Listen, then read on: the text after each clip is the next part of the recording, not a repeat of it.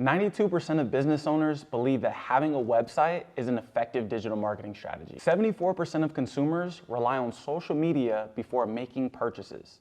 Almost half of small businesses spend less than 2 hours a week on marketing efforts. My name is Bobby Baker, and we make brands go viral. Now, over the years, I've optimized over 100 different brands. Now, I want to show you how we do it. Let's start with the 50-foot view, okay? The first thing to keep in mind is that you are no longer just a business that is offering products and services. In order to really be successful in today's digital era, you have to be able to get in front of users with different media, with different content, and essentially things that are gonna help people understand who you are. So I like to think of the businesses that we work with as not only services and products, but also as a media company. Now let me explain. So this here is the media web. And it starts with copywriting, it goes into creative, goes then into media buying, CRO, email and SMS, and then PR. Now let me explain a little bit more.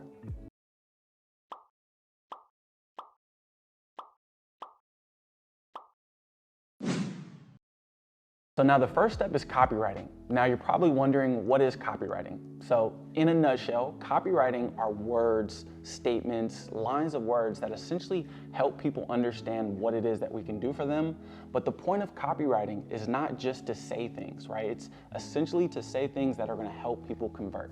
Right? So whenever you see headlines on a website, whenever you see headlines on even a newspaper or a magazine, that is all copywriting, and it's designed with a goal. And typically it's to get you to purchase, to opt in, sign up, but ultimately get you to do the things that they want you to do. Now, here I have some good examples and some bad examples, starting off with dog food, okay? You want your dog's health to be good. Not all that exciting, right? It's pretty obvious that's not going to get anybody to pull their wallet out. Now let's see how we can tweak this and make this a little bit more exciting. Our dog food is made with real, wholesome ingredients to keep your furry friend healthy and happy. Now this is pretty obvious that this is much better, right? There's a couple of things that are really, really important here. One is that we're calling out the audience, we're calling out the product very early, dog food. Now suddenly anyone who's reading this, they know exactly what we're talking about and what's for sale. Then we go into the wholesome ingredients, the real wholesome ingredients. Obviously that's important for an animal lover. And then you go into the furry friend, healthy and happy. So now we're showing you what is the result of our product. It leaves you with a healthy and happy dog, right? So those are some of the elements we want to kind of keep in mind with copywriting. Now let's go into another example, say for a shoe brand, okay? A bad example of copy for a shoe brand, our shoes will make you run and jump better than anyone on the court. Now, obviously that's not very true, and that's likely not going to actually get people to pull their wallets out of their pocket because they're gonna be looking at it and thinking there's no way, all right? Now, good copy, built for competition, built for power, built for winners. Now, that's an actual copywriting option that we've actually used and we've tested, and it works. A couple reasons why. One, we're showing how it's built and who it's built for. Right? This is not just a shoe that you're going to wear out on the street or at home.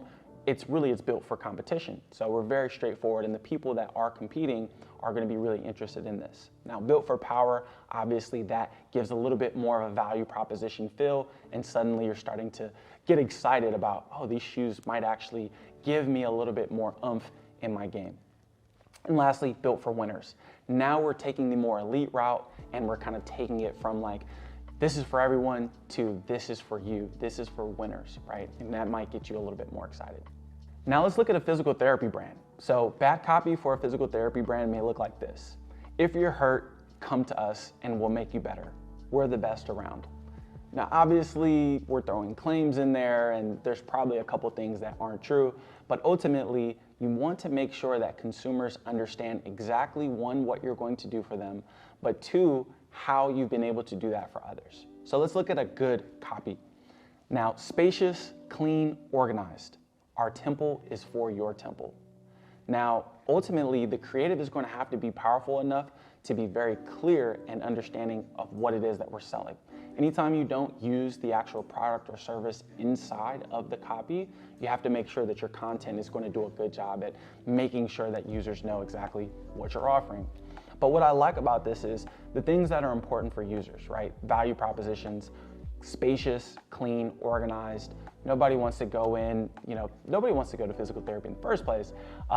They're trying to get better, and they want to do that in a clean place, a place that's organized, a place that's not crammed, right? And then our temple is for your temple, obviously just a play on words there, but that can get people a little bit more excited.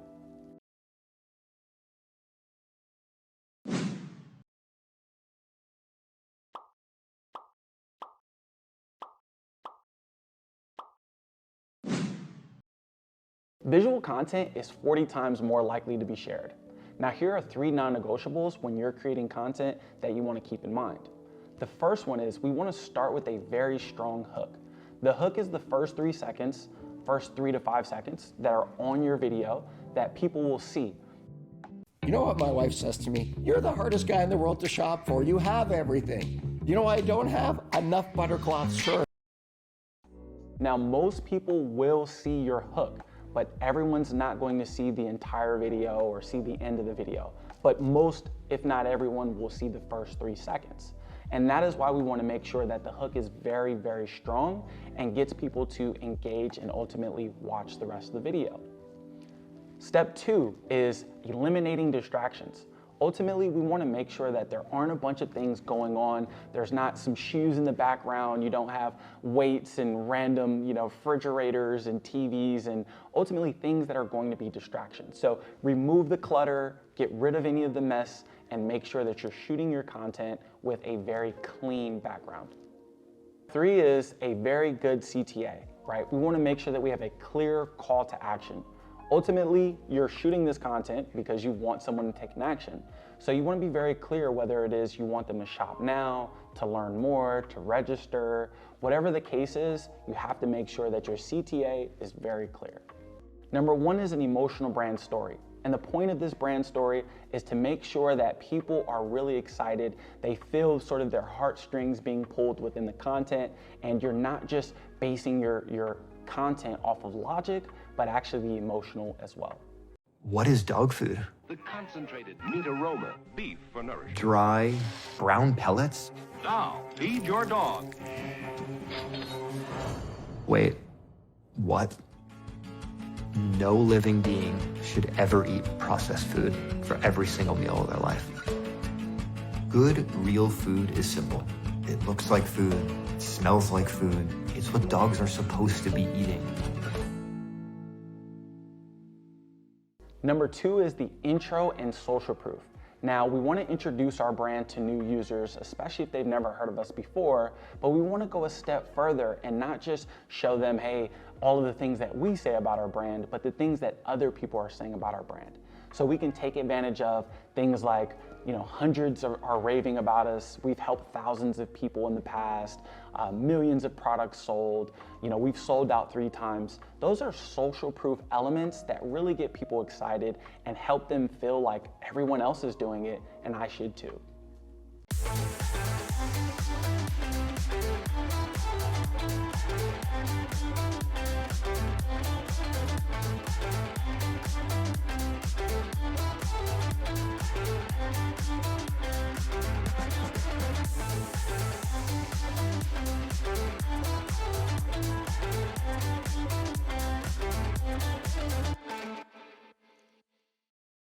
Now, number 3 is the seasonal. Now, a lot of people are sleeping on the seasonal types of content.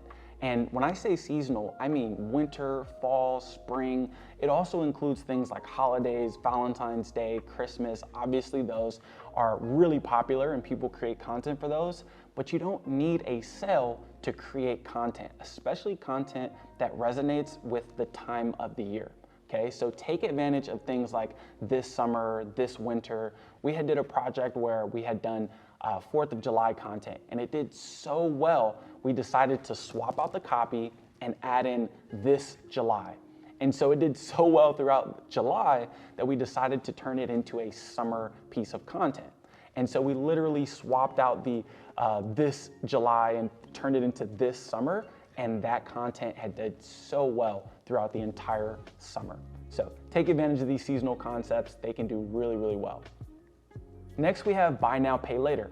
A lot of people will have buy now, pay later, right? Affirm, Afterpay, Shop Pay, some of those things that let you purchase the product today and then pay over a course of a couple of weeks. Those are really, really great, and they help people take advantage of your product now. But the problem is that a lot of brands lack on actually promoting this particular feature. They'll have a little line on their website that says buy now for interest-free payments, but they don't have anything that's a little bit more elaborate that actually educates a user or actually reminds them that this is available. So make sure you have in your content very clear indicators on how this works. Educate the audience on how buy now, pay later works, and you're a lot more likely to get them to convert. Now, my personal favorite is UGC, user-generated content. Now, a couple years ago, you wouldn't see this. It'd be very rare. Nowadays, everybody's jumping on and using user-generated content. And that's because it works. The biggest problem on social media is that the highly produced things that you would see in a commercial, that you would see on TV, that you would see in a magazine, those do not resonate with users, right? What does resonate is when you hop on your phone and you say, this thing works, you guys have to try it out, right? It's very natural, it's very raw, it's very fluid. So take advantage of UGC any chance you can.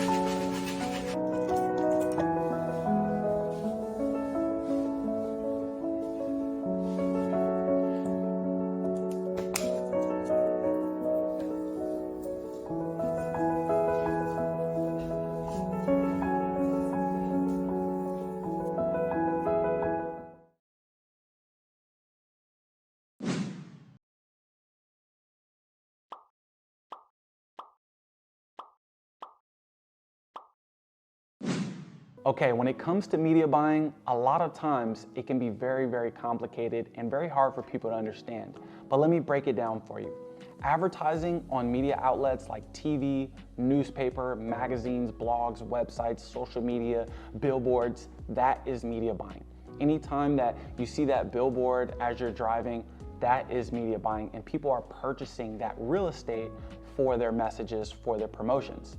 From what we've seen, the most profitable way to purchase eyeballs is really through things like social media, Facebook, Instagram, YouTube, Google. Those have the best return on investment, generally speaking. Now, some cases, they may be a little bit better for certain businesses, for certain services in other places, but generally speaking, 9 times out of 10, social media and search are the primary targets for media buying. Now, here are some quick steps to media buying. Step 1 is pick a good offer. Right? You want to make sure that you're not just saying, hey guys, buy my thing, right? They don't know who you are. They have no relationship with you. They've never even experienced your brand. So instead of offering them the entire bag, or if you're a dentist, offering them $4,300 braces, let's start at the bottom. Let's offer them a $37 teeth cleaning, right? You're a lot more likely to actually go and experience that brand if you have a really, really good offer. I actually was looking for a chiropractor the other day. Actually was looking for a massage and ended up coming across this chiropractic business that had a offer that was just, I couldn't let it go.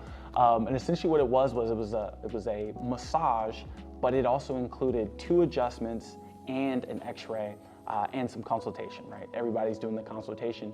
Now, most of the time, brands like this will offer a consultation for free, but they won't actually do anything else for you, right? So that would be a bad offer.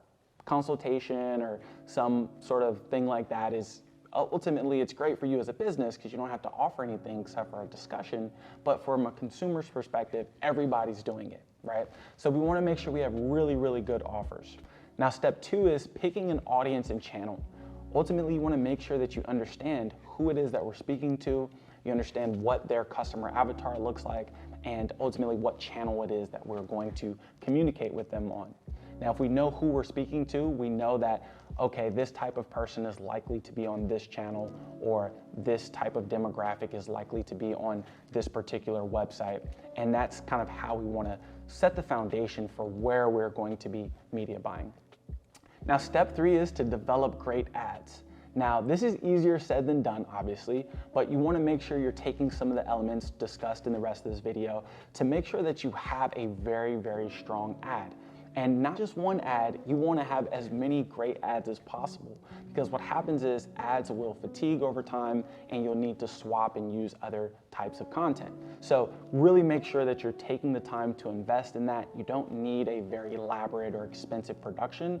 A lot of times the more raw stuff works really well. When it comes to step 4, when we're planning, committing, and investing, there's one thing I want you to keep in mind, is that when you're investing in your advertising, it's like investing in stocks. And ultimately, there are going to be opportunities for you to do better, and there's going to be opportunities where you are doing worse, right? You're competing with professionals, right? Just like when you're investing in stocks, there's a guy who just invests in stocks all day. And that's the same thing when it comes to advertising. There's a guy like myself who's advertising all day. So you want to make sure that you are really put in the best position possible, and that comes from working with people that can help you and help you put things in the right place. You see it all the time. People come in, their structure's off, their campaigns are not proper, and sometimes you're just not doing the right thing. So make sure you invest not only in your advertising, but also in education around how to advertise properly.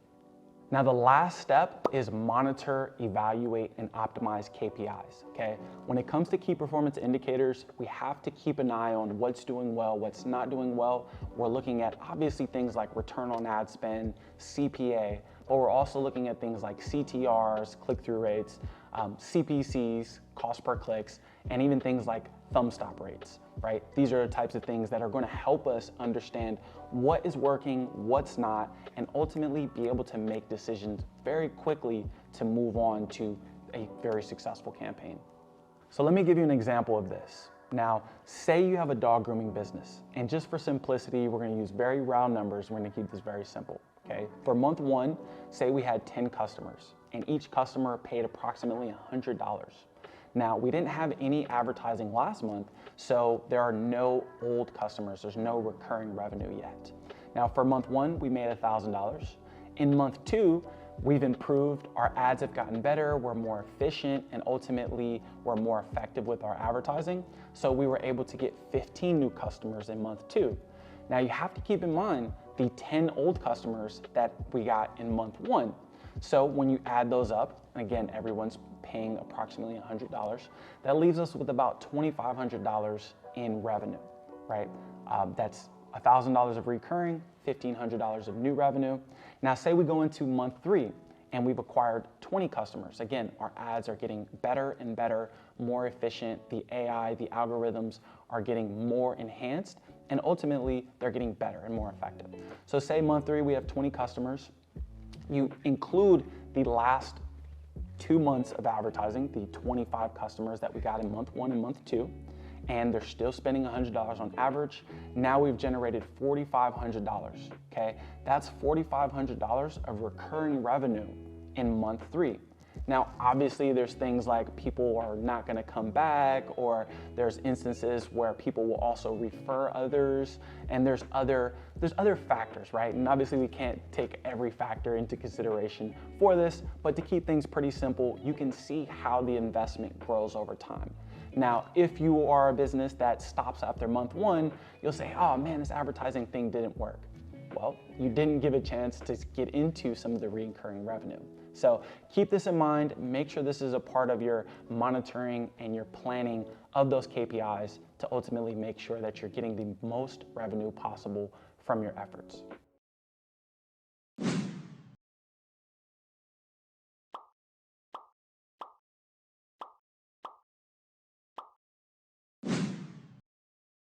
Now, when it comes to CRO, conversion rate optimization, it's all about the customer journey and reducing the friction, right? And the friction is essentially what is slowing people down or what is stopping people. It may be the bottlenecks in your website or in your sales process that's really stopping people from purchasing, right? And so we want to remove some of those bottlenecks and really allow a very fluid flow from our funnel for consumers to go from never hearing of us to actually becoming customers. So there's a couple things to keep in mind. I think most brands, a lot of times, they think that once they have a website, they're done. They don't have to touch that site ever again, and that is not the case. CRO is a constant process. Now here's why. Consumers change and they adapt, and so should you. From things like inflation, a war, political change, and even sporting events. Consumers are going to constantly evolve, and the business and how we speak to them has to evolve as well. Now, how many memes did you see, from example, from Chris Rock and Will Smith from that whole ordeal, right? The second reason why is your website is usually the way that new potential customers are going to hear about you, right? This is your first impression, and you want to make a good one. We've all seen those sites that look like they were created on a flip phone in the 90s and wondered if the business was quality. Or maybe the spammy looking websites with so much going on, you get overwhelmed with anxiety. Now, the third reason why CRO is essential and why you want to continuously optimize is that one small tweak could take you from 1% conversion rate to then 3% conversion rate. Say your website is bringing 100 people or 1,000 people to the website. Now, for every 100, you're converting or you're closing one person. Now, one small tweak can 3x that, and suddenly you're converting at a 3x%. Now, what that means is out of the 100 people that came to your website, 3 of those actually became customers, right? And that's important because that is how we triple our revenue, triple our return, and ultimately reduce costs by 3x. There's tons of things we can do to really help us with this. Things like heat maps will actually help us understand where are people clicking on our website. Are they clicking on this image, on this button? And we can see what percentage of people are actually making it down the page. Now, typically, rule of thumb is 100% of your people are going to see the top of your website. They're going to see the first thing. When they go www.yourwebsite.com, whatever is the first thing that they see right there, you're going to see 97% of people actually see that, right? It's gonna be about 3% depending on your load speed time. But at the end of the day, you wanna make sure that the most powerful thing you can say is right there on the website. You don't wanna add all of your exciting things further down the website because you're gonna lose a percentage as you go down.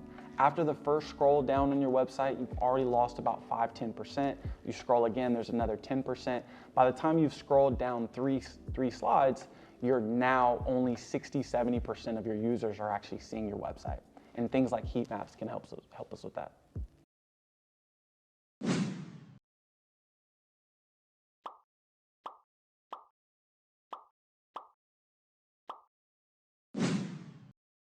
Now, when it comes to email and SMS, this is probably one of the most underrated foundational channels. Email marketing has an average ROI of 122%. And it's also all of our free marketing, right? It doesn't cost us anything to send messages. We've already acquired customers, and we want to make sure that we're following up. And ultimately, we want to stay top of mind, we want to stay up to date, and this is really where the customer relationship is really maintained and nurtured. Now, there's a couple steps that need to be considered when we're trying to really grow this process. Step one is define a target audience. You want to understand who our audience is. Again, when we're doing anything in marketing, we want to make sure that we're very clear on who that audience is.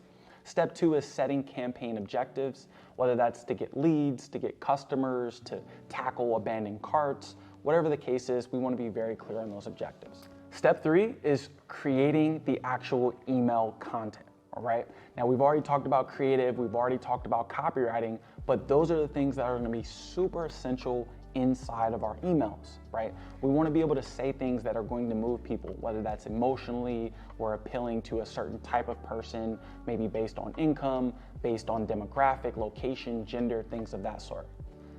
Step four is the review and test. Pretty straightforward. Check on everything, make sure it's good. Test it out on yourself, test it out with your friends before you send it to your whole list, right? Step five is to launch that campaign. After you've tested it, now you're ready to actually move forward and ready to let things fly. Now, step six is to track and measure. Now, this is probably the most challenging part because anyone can throw up an email, anyone can send words and text and visuals in an email every week, but not everyone is actually checking those open rates or checking the click-through rates to ultimately make sure that users are going to be able to improve our click-through rate, right? We want to make sure that the performance is actually improving. If that performance isn't improving, it's going to decline and we are going to be leaving money on the table. Last but not least, we have the analyze and refine. So as you're looking at those KPIs, you're understanding what open rates are working, what click-through rates aren't working, and this is where we're actually going to refine those things, right? We want to take the data and actually make changes based on that. Now, email and SMS sounds simple, but it can be very, very complex depending on how many different things, how many different objectives, how many different types of demos you're trying to hit, how many different types of products you may be trying to hit. So you want to make sure you have a very clear and defined plan before you get started.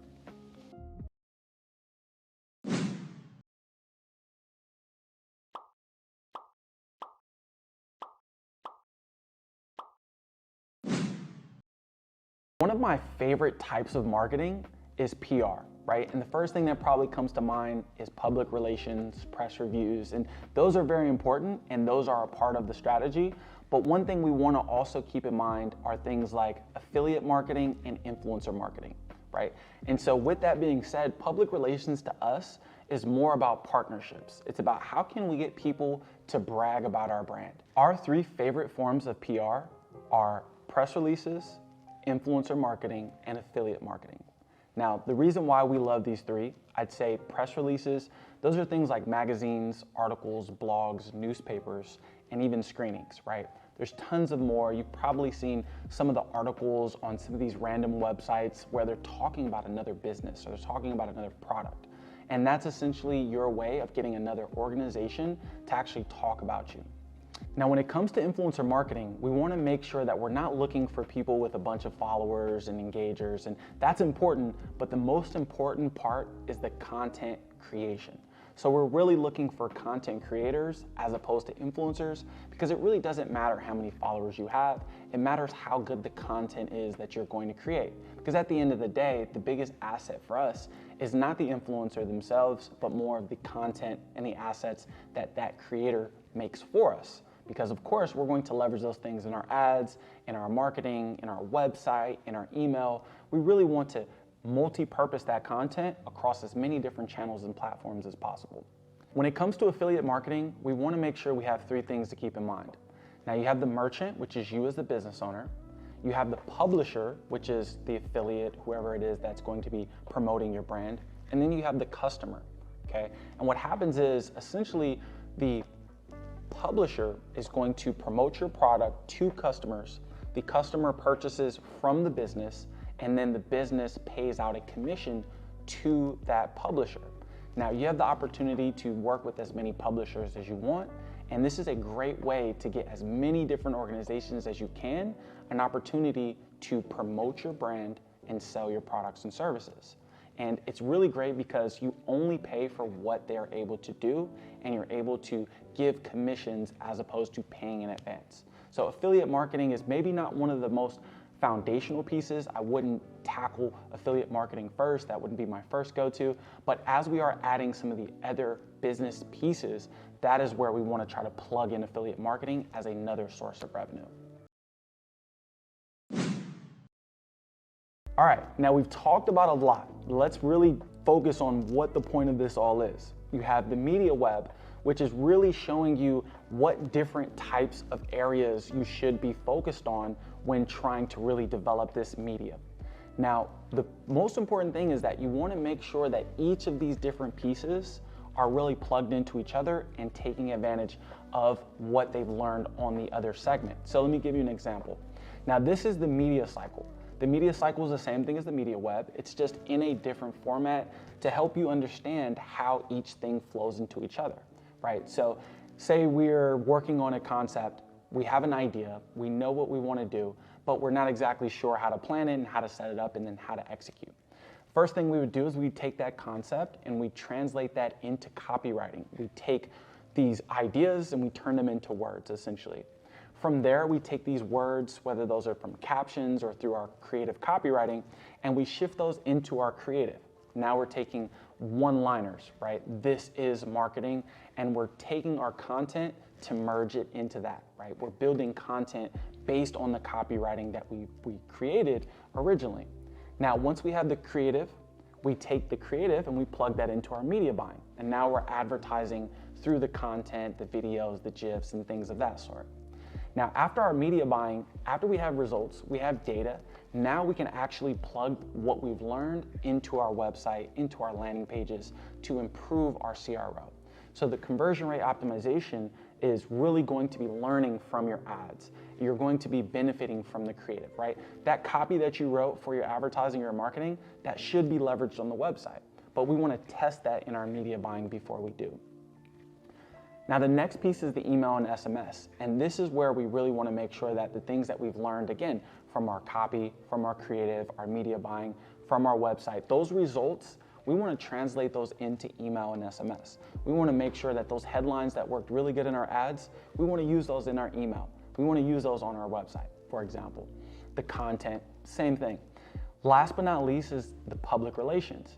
Now again, we're working with influencers, affiliate marketing, press releases, press reviews. We want to plug those things in and really take advantage of what we've learned in the email, learned in our CRO, learned in our media buying, creative copy, etc. We want to plug all those things into that. We want to make sure we tell our affiliates, hey, here's the content that's working really well. You can use this. We want to tell our affiliates, hey, these are the one-liners that we've tested in our ads and that you can use as well, right? As an example. And so what you see here in this media cycle, the reason it's different from the media web is because it shows you how to plug each of those things in to make sure that you're having a cohesive strategy. Too many times I'm seeing businesses that are using some of these different things, right? They have content being created, they have media buying going on, they have influencer marketing, but they are in no way actually tied together. And so we want to make sure that we're continuously feeding each area of that cycle based on what we've learned throughout the rest of the cycle, right? So our influencer marketing, we want to plug that into our copywriting and talk about how Janet or Jamil just found the perfect product for them. That may be a caption. The content that they created, that's going to go into the creative. The creative and the caption that we created is going to go into the media buying, right? And so you can very quickly see how each of these different pieces is going to make it very, very fluid and much more cohesive. So that is the difference between the media web and the media cycle, and you want to make sure you take advantage accordingly. For copywriting, you want to make sure you're speaking the language. For creative, you want to engage audiences visually. With media buying, we're purchasing attention and eyeballs and opportunities. For CRO, we're optimizing efficiency by reducing the friction of a user or a consumer. Email and SMS, as we've all heard before, the money is in the follow-up. Make sure you're nurturing that relationship. PR, we want to get others to brag about the brand. Constantly make sure that we're taking advantage of as many ways as possible to get people to talk about us. And last but not least, the media cycle. This is where we're harnessing the synergies and the alignment to make sure that everything is fluid, cohesive, and working in tandem. My name is Bobby Baker. I hope you've enjoyed what we've shared today and put it all in use. Keep scaling, my friends.